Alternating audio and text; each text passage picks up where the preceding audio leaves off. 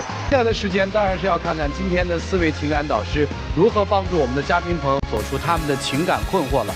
了解一下这对嘉宾吧，各位请看。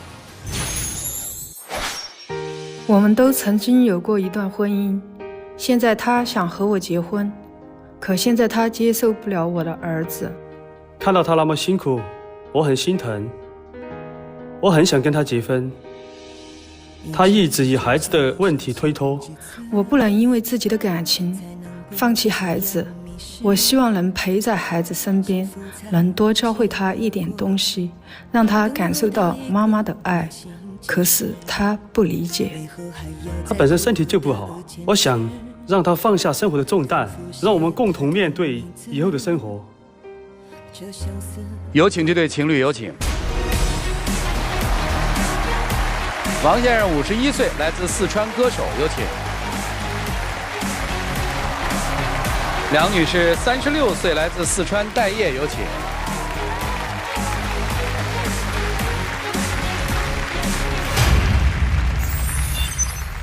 欢迎两位哈，今儿来是有点逼婚的意思是吧？想跟人结婚，有一点不太愿意嫁，现在是吧？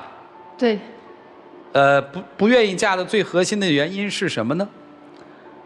原因是因为我们都是离过婚嘛，离以后我有一个不一样的儿子，现在问题就在这个儿子上。哦，明白了。您曾经有过婚姻吗？对，离异多久，12年了。有孩子吗？有一个男孩女孩？女孩。跟谁呢？跟我前妻。孩子现在多大了？23岁。结婚嫁人了吗？没有。关系好吗？跟闺女？我闺女她心理有障碍吧？哦。同我好一点，同妈妈同在一个屋檐下，形同陌路。哦，为啥呀？性格特别极端。哦。经常发生冲突和摩擦。哦，您离异是因为什么呀？主要是因为我前妻那个性格吧，太过暴躁了。好，您36岁是吧？孩子多大？孩子今年15岁。男孩女孩啊？男孩。跟着您还是跟着孩子的父亲生活啊？我们离婚的时候，那个抚养权是在他爸爸那里。哦。但是他一直都和我生活在一起。这个您离婚有多久啊？离婚9年。您离婚的原因是什么？方便说吗？就是和他们家人都和他爸爸吧感情不和。那你们2位是咋认识的？在什么时候认识的呀？是我们就是离婚之后，我租房子，他也租的房子，他租房子住在我楼下，我在楼上，就那样认识了。上下楼邻居，抬头不见低头见。对。那哪年开始谈恋爱的呢？2018年。谁提出来的呢？什么契机啊？啊，我提出来的，因为本身都是好朋友嘛，上下邻居嘛，我们都像闺蜜这种关系一样，无话不谈。都有共同的不幸的遭遇啊，尤其是婚姻上。然后我有一天跟他说：“我说永儿，我们就在一起吧，我们同病相怜啊，相互关心。”您就同意了？没有。啊？为什么呢？因为当时我认识他的时候，我不知道他是一个歌手，因为第一眼给我的感觉就是他喜欢在外边玩的那种人啊，整得每天吵得不得了那种。我自己想找一个就是比较踏实一点的人啊。他跟我说过很多次，后面有一些了解，他也不是那种在外面乱玩的人。哦。然后我就试着交往一下吧。哦，这一交往就交往到今天了，3年了是吧？对。现在他提出这个要结婚了，怎么反而您却步了呢？就害怕了呢？不想往前走了，是为什么呀？其实结婚，我也挺想结婚的，但是我那个儿子，他和别的孩子不一样。怎么了呢？他出生的时候，因为生过病，当时用药的时候就是伤了大脑。怎么说呢？有一点弱智吧。生活能自理吗？生活现在在我每天那种教他，现在还好。您介意这个吗？之前跟他说过这个事情啊，我说儿子的事情，肯定我又有这个责任，但是呢，现在他搬到我们家来住。他说把儿子带过来我们家总共只有3个卧室啊，因为他长期失眠嘛，因为这个儿子的事情，我估计心理上受了一点伤害。孩子他在学校里他也受到一定的创伤，所以他现在都成了那种粉丝魔王了，白天睡觉，晚上通宵在家里当游神，玩手机、上网、看电视。我叫他到我们家来住了1个月，每天跟他把早饭做好，他就不起床来吃，睡到12点都不起床，都把我气得没办法了，就打了他几下，他都搬回他妈妈家去了。曾经我们去成都华西医科大学那个医院去找过心理专家，我什么办法都使齐了。闺女儿到医院去看了之后，华西医科大学有诊断吗？主要是抑郁症吧，平时现在都靠我偶尔给他打点钱过去，长期都吃外卖。所以女儿还要你养，对吧？是的，基本上是靠我维持她的生存。所以您这负担还挺重啊。我只是讲了一点点，主持人。哦，我家里弟弟妹妹都靠我。为啥？妹妹结婚不到1年就离婚了。我们那个外孙又特别可爱，我特别喜欢我的外孙，说这个小孩子我也在关心。还有我弟弟。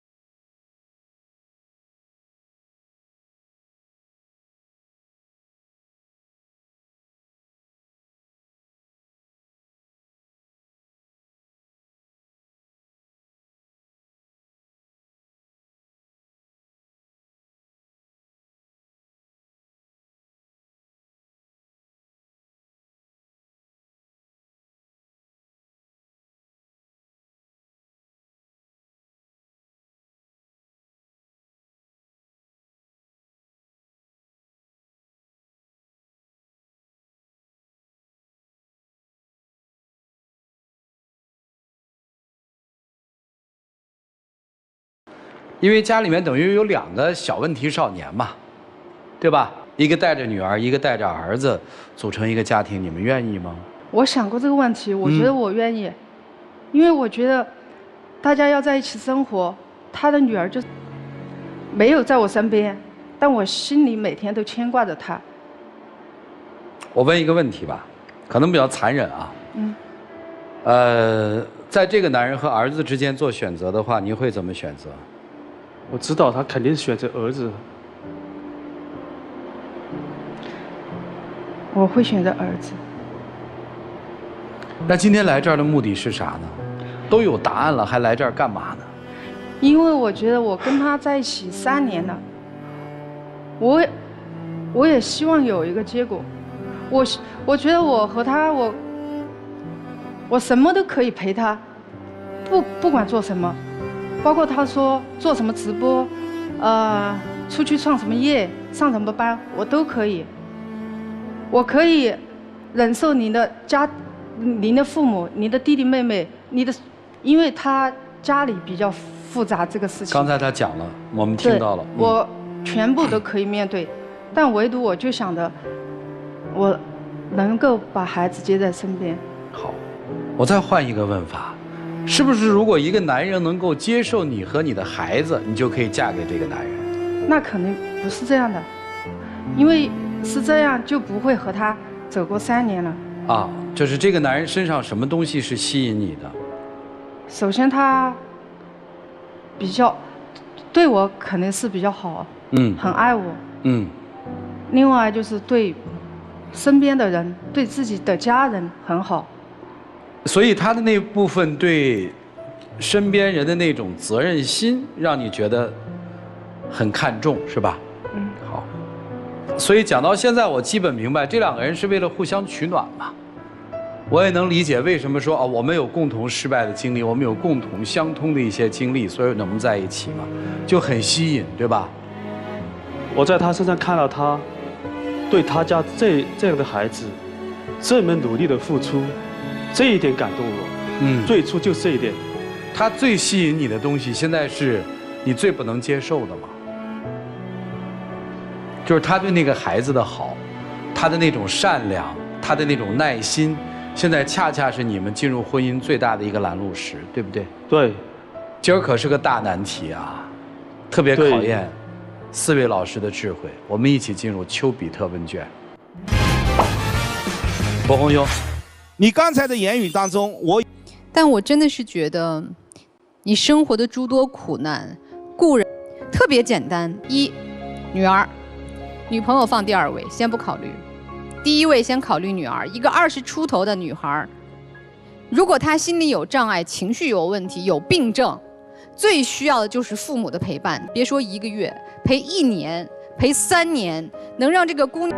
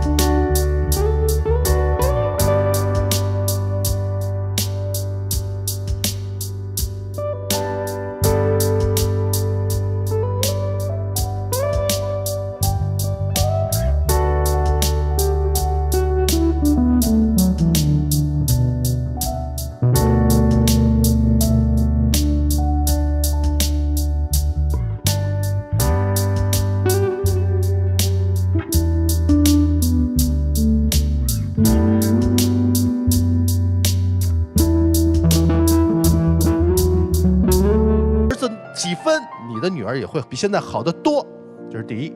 第二，你在情感方面越位了，你越帮你的弟弟，越那么帮你的妹妹，他们就越这么发展下去了。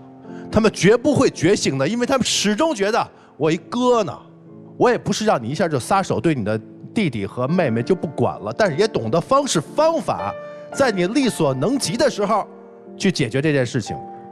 如果不行没关系，不行没关系，放这个女人走，明白吗？因为你给不了她更多，给不了就走，否则你就自私，就这么简单。我还告诉你，如果你给了，受益的是你和你的女儿，明白吗？就这样。莎娜老师，原谅我说话有点难听啊，王先生。没事。您的爱和善良都是假的，对他，你一点都不爱他，你就是自私。因为他能干，因为他肯吃苦，因为他经历过苦难，所以这样一个女人很会过日子。你就是要对她占有，把她一个人搬到你们家来，和你一起分担你的苦难。你根本没有考虑过她的苦难。那是他唯一的命根儿。你让他和他的命根儿分开，你爱他吗？你也是傻。一个男人跟你说不要带你的孩子，让你把孩子送回他爷爷奶奶家，这个男人是爱你吗？所有他的苦难，我们承认，他很难，他很不容易。这边是女儿，那边是一大堆的亲戚。可是到了真正他要选择和你结婚的时候，连你的骨肉唯一的命根子，他都没有办法接受。妈妈怎么可能抛弃儿子？这个世界上哪有这个道理？儿子不是你们结婚的障碍呀。当儿子如果能成为结婚的障碍，这个男人还值得嫁吗？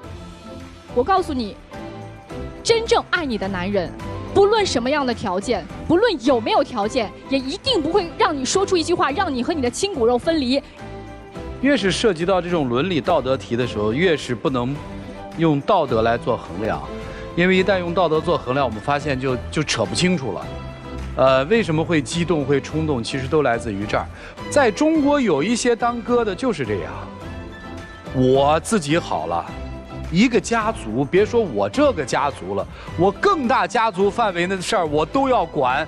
这大概是中国人宗族血亲观念的一个传承的方式，这也没有错。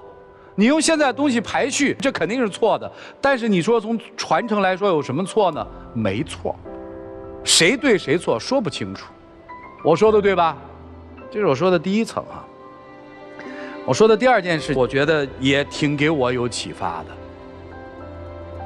我采访过这样的母亲，就是大概在采访实践当中很有意思。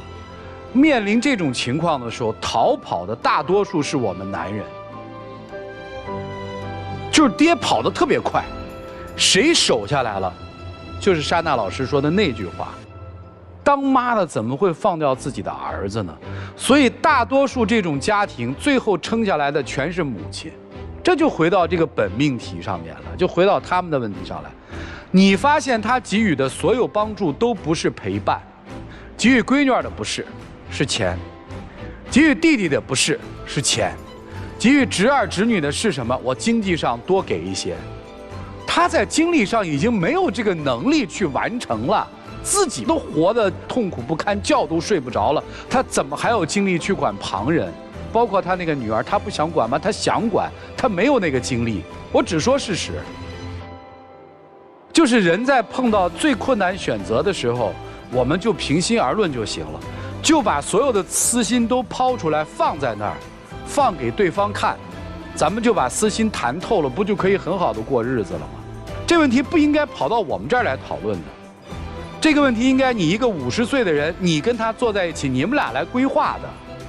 你没有办法吗？你有办法。你害怕了，你没有精力了。儿子未来的规划是什么？别口口声声说爱，你对他的最高规划是什么？你能陪他一辈子吗？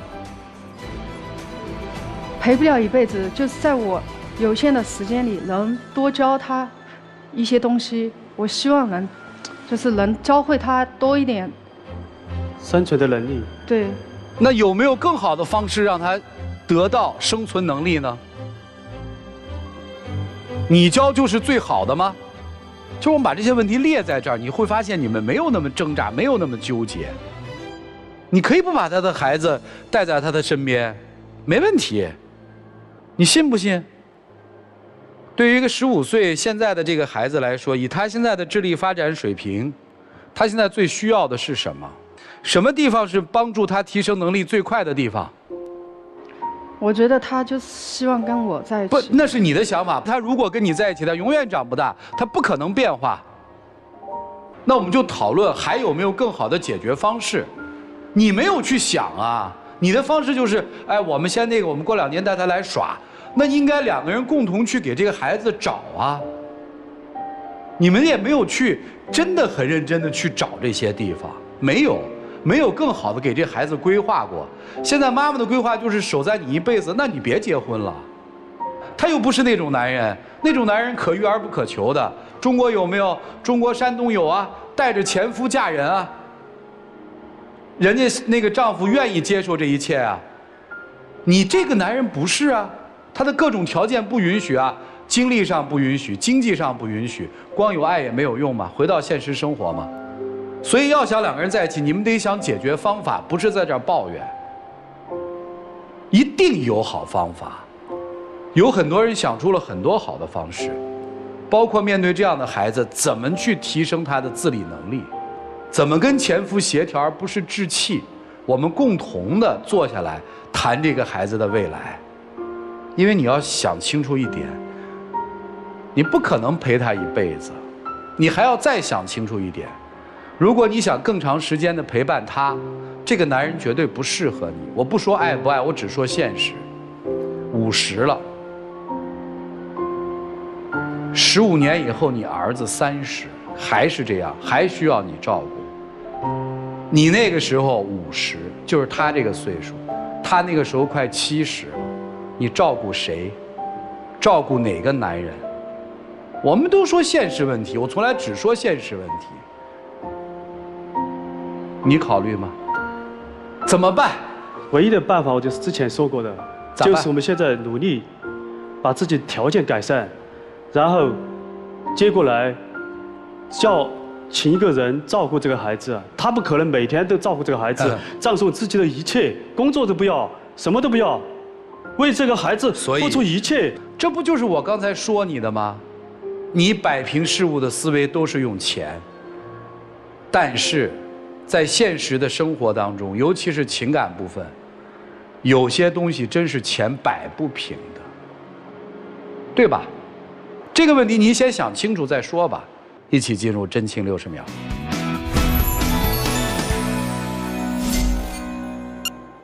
不管我们未来是什么结局啊，是不是夫妻，是不是恋人，你的事情我都还是像以前一样，绝对是关心的，尽我力所能及的能力去照顾。当然，我还是希望你现在啊，以我们的爱情为重，家庭为重，在我们条件好的时候，才有办法关心到周围的亲人和朋友。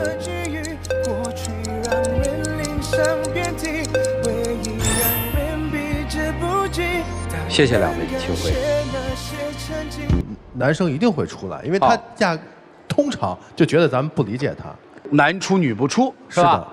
来，尚娜老师啊，我觉得他俩都会出来，就像我说，请开门。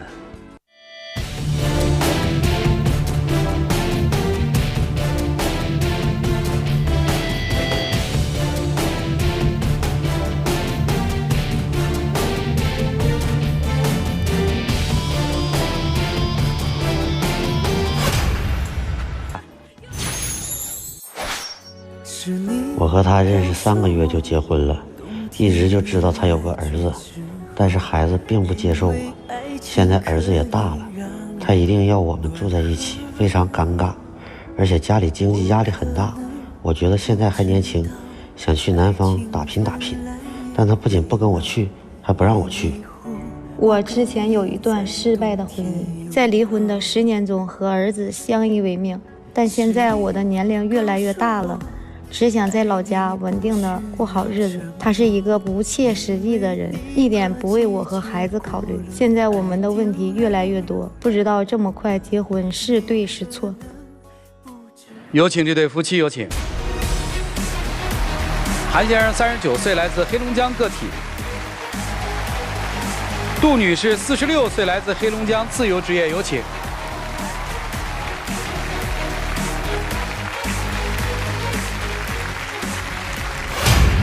欢迎两位啊！这是算老妻少夫是吧？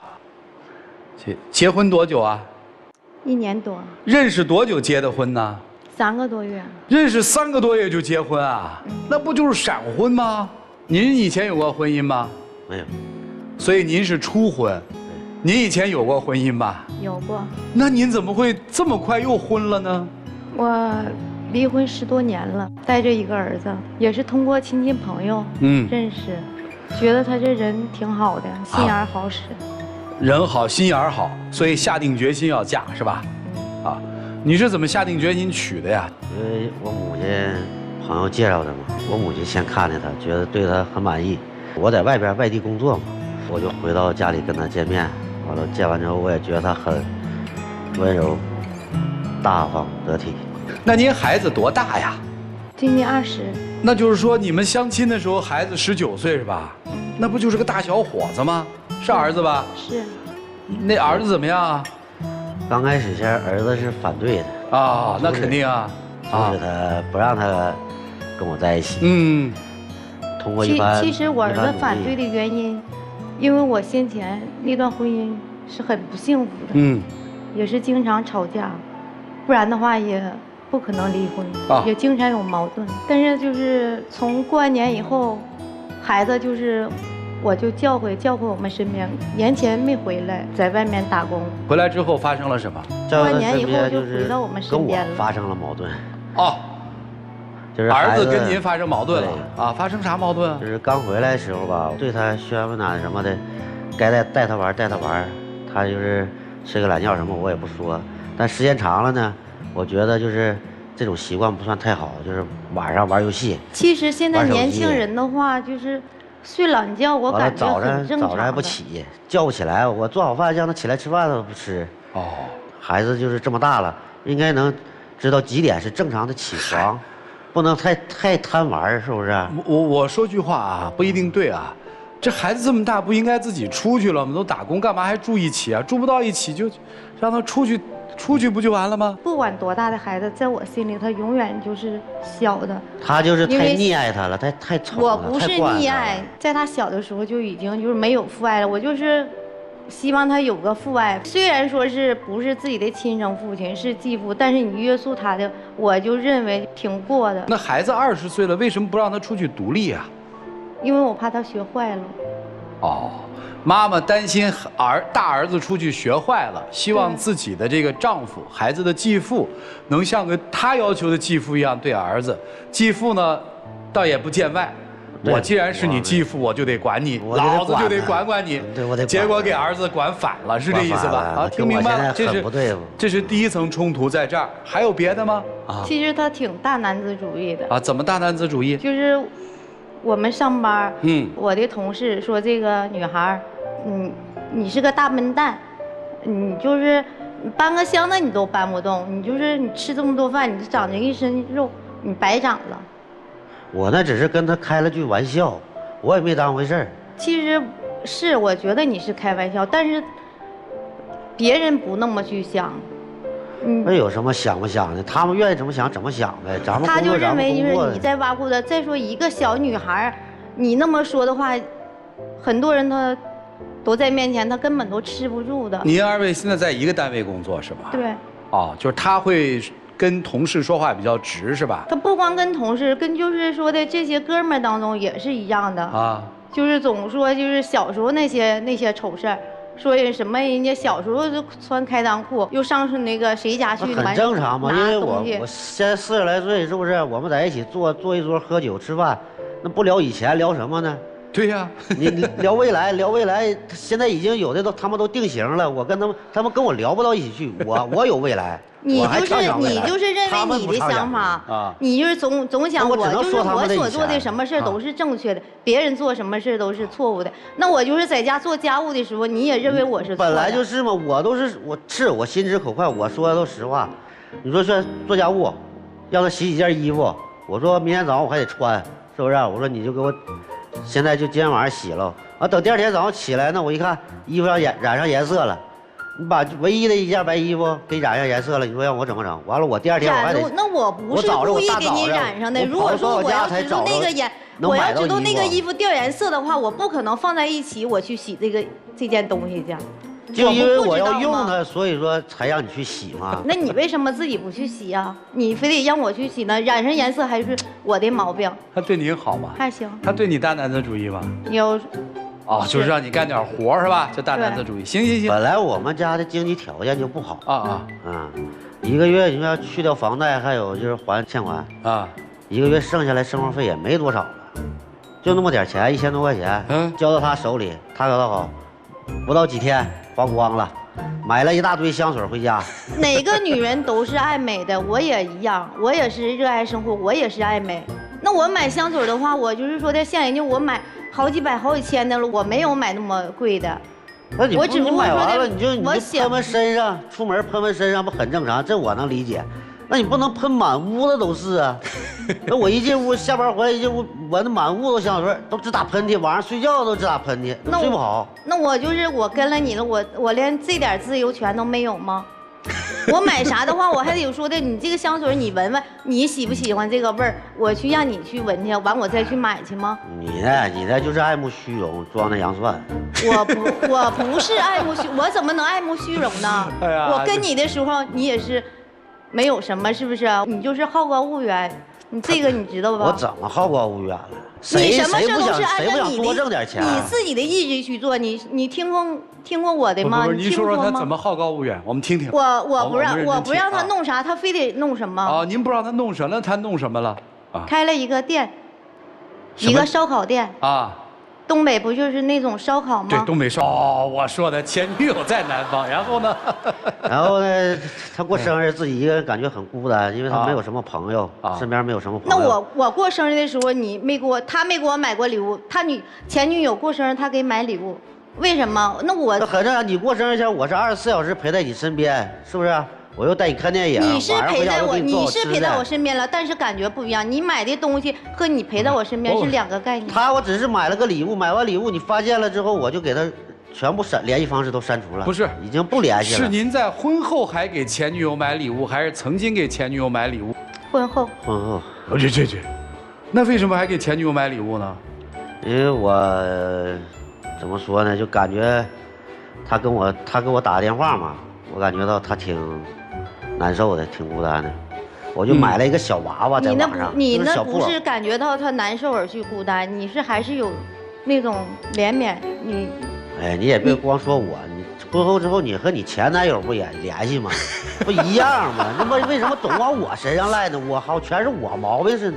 我前男友事先我是不是跟你说，我没跟你在一起的时候，我是不是说了我身份证丢了？我身份证丢了的话，我办银行卡的话，必须得有这个身份证的那什么我才能办。我是不是跟你说了？是，都到我说你等身份证完事之后你再办银行卡。我跟他联系，我就是说的，我让他把这个卡给我注销了。我现在有你了，我可以用你的身份证，我再去办一张卡，或者我的身份证办完以后，我用我自己身份证。对呀。那我都已经和你解释了。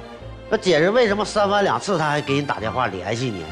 如果我那天不回家，那就凑巧接到了这个电话，是吧？他给你打电话，还让我接了，你在做饭，我接起来了。他头一句就来一句：“亲爱的，你怎么样啊？现在生活的？”那你说要我心里怎么理解啊？那我指定跟他吵啊。你听错了，那是亲，那不是亲爱的，那你听错了，那是亲。你就是说的正常，现在就是在手机里头都。这不太正常吧？根本就不正常嘛，对不对？我寻思我就跟他吵嘛，我说你在哪儿呢？现在人是不是？我说咱在哪儿见一面？那是不是就是从那个事儿我就已经跟他不联系了？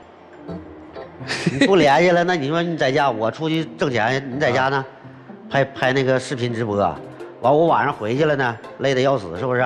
你还上我跟前来炫耀来？你看看这谁给我刷礼物，谁。其实我拍视频直播，我也是为了家的一份收入，本身就是说的还有外债，家里的条件不那么好，我也是想挣点钱。但是咱是一个正常生活的家庭，为了家的需要，我也是在给家挣钱呢。那你呢？你在手机上你看美女，你翻来翻去的，你眼睛。我看视频这只是一个缓解压力的方式嘛。那我就是说的。直播的话，那你多看看我不行吗？有女的，不可能光是男的在那播呀。那你多看看我不行吗？那要是我直播的话，男的看很正常。我天天早起也看你，晚上回去也看你。我如果眼疲劳了。我如果没有念资料的话，我就闭着眼睛听。我基本觉得这就是21、22的两个年轻的姑娘小伙在那干仗，你知道吧？你们可是应该有生活阅历的人了，怎么还这样？一个46了，一个也快40的人了，对不对？他非得要去南方。哦，你要去南方，一个人去还是俩人去啊？我希望他和我去。这不是没啥，两个人一起去南方，去南方干啥呀？我再问。我想就是再挣点钱，就是挣点小钱哦。完了我再整个实体哦，到南方打工。你都不是那块料了，你为什么非得要去干实体呢？那你就是说的平平淡淡打点工，一个月挣几千块钱的话，现在这个是不是挺好的？还能拼一拼，还能整呀。咱俩打工的话，一年也不少挣的。你要坚决去南方，我指定不会跟你一起去。那你啥想法呀？我希望我留在北方。在家里很明白，最初就是各取所需嘛。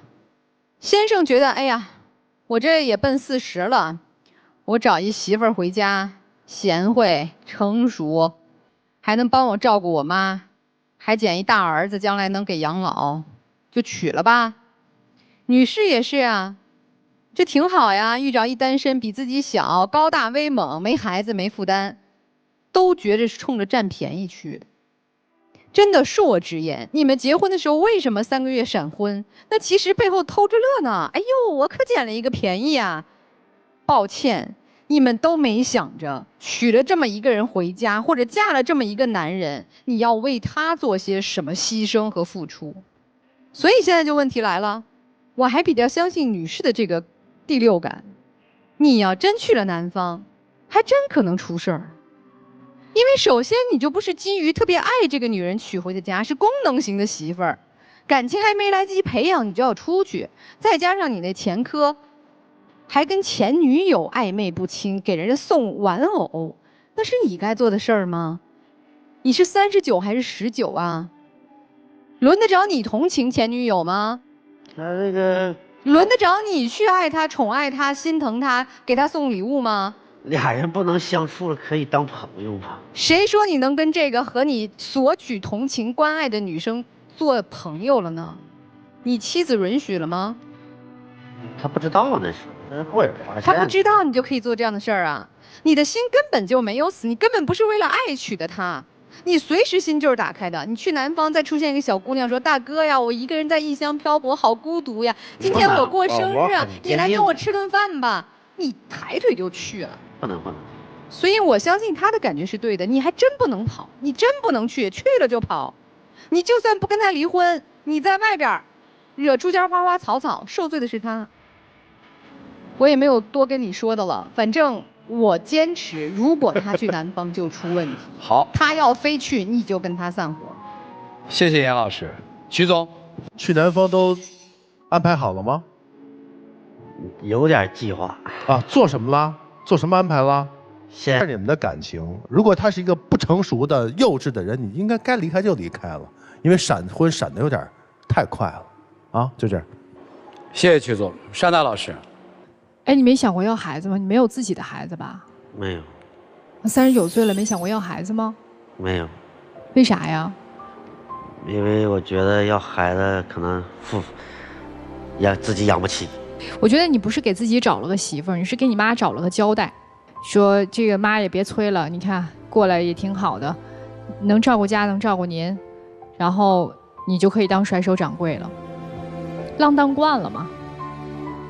然后女士呢就很简单，46岁的年纪，16岁的心，以为遇到了爱情，其实呢，你想要看中人家的色，但人家也是利用你呀。你都经历过一段失败的婚姻了，然后没明白自己到底要啥。一个都没有过孩子的人，让他给你21岁的儿子父爱，想什么呢？他跟他都能称兄道弟了，所以我觉得你俩散了吧，就谁也别耽误谁，因为都是各有所图。当你发现你所图的那个东西，其实你也图不到啥的时候，这个感情就慢慢破裂了，然后还阻止了各位的人生，别的没了。谢谢单娜老师啊，没有什么不可调和的嘛，就各让一步吧。您想一件事行吗，大姐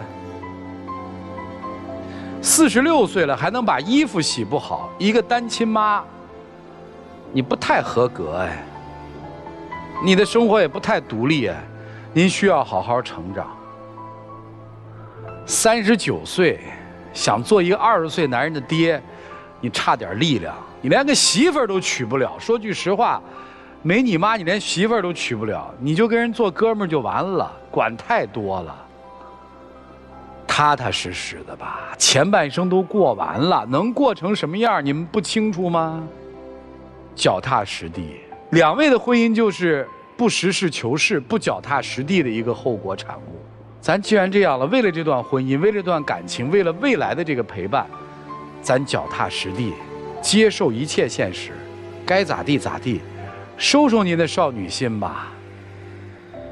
哎呀，我没有买这小房间里面喷好多好多的香水，1个月就1000多块钱的收入，你不是想着怎么好好的提高收入，在哪跟他较劲，香水喷到哪儿了，你也就这样了，别去南方了。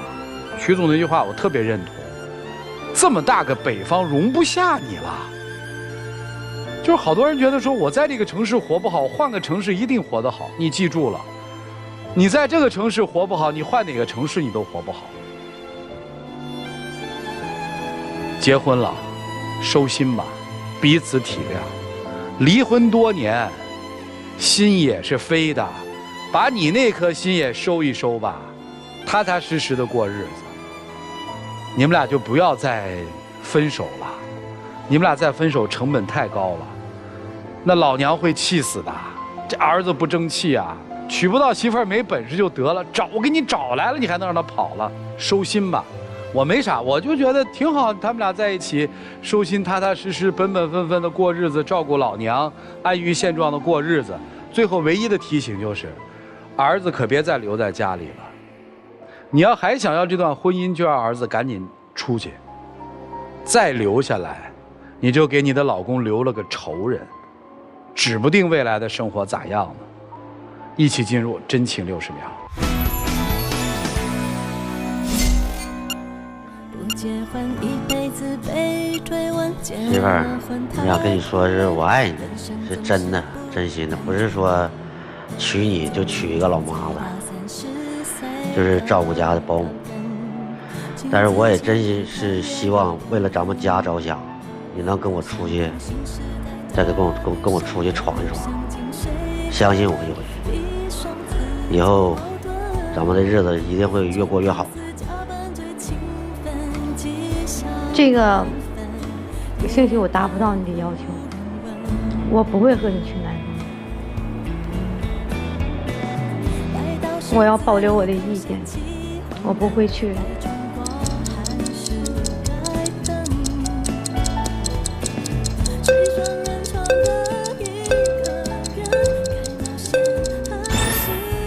谢谢2位，请回。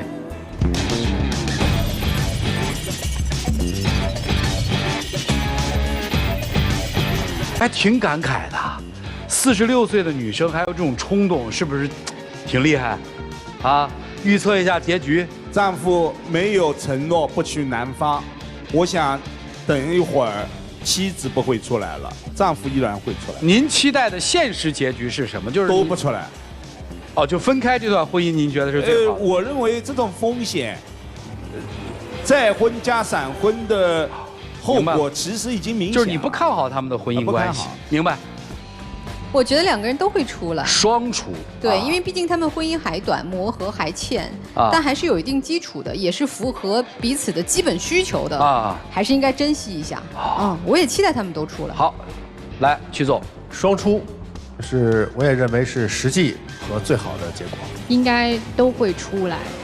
但是我觉得，就2人心怀鬼胎，都是想要让自己的利益得到更大化的扩张想说服对方，但我觉得难，我觉得2个人最后走不下去。好吧，各有看法，选择权在人家手里，请开门。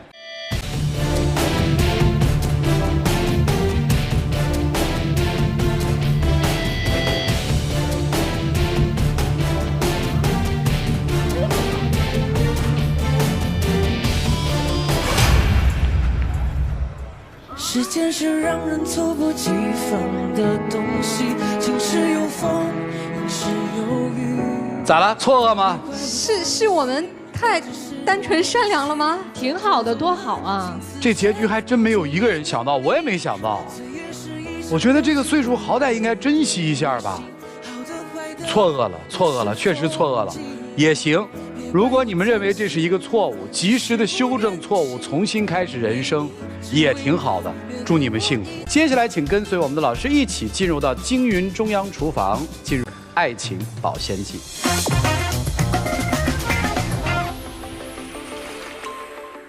有网友提问说：“老师啊，我家那个说怎么会认识我？如果不是我，他不会鸡犬不宁。所有的错都是我，我活该自己一个人带孩子。可在他眼里呢，他妈妈对我特别好，特别好，还能坐月子里不关心我不照顾我吗？我真的不知道应该怎么样才好，请老师帮帮我。”没有哪条法律规定女人坐月子婆婆是一定要伺候的。如果婆婆伺候你，那证明是婆婆的情分；不伺候你，那是她的本分。所以无论怎么样，婆婆是长辈，我们要先心怀感恩。再一次谢谢4位导师跟我们电视机前的观众朋友做的精彩的人生分享，也感谢电视机前观众朋友的收看和陪伴。我们下期节目再见，谢谢大家。